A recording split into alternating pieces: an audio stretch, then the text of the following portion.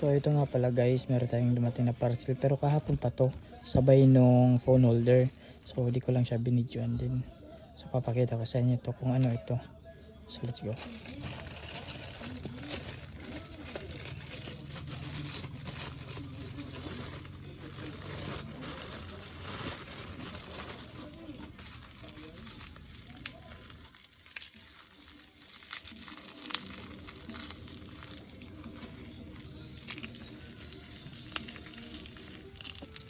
So ito guys siya. Ito. So ano nga ba ito? Ano yung purpose nito? So di ba guys, meron tayong phone holder. Phone holder. So pan side mirror siya. So yung purpose nito is para extension ng side mirror. Oo. So ito siya oh.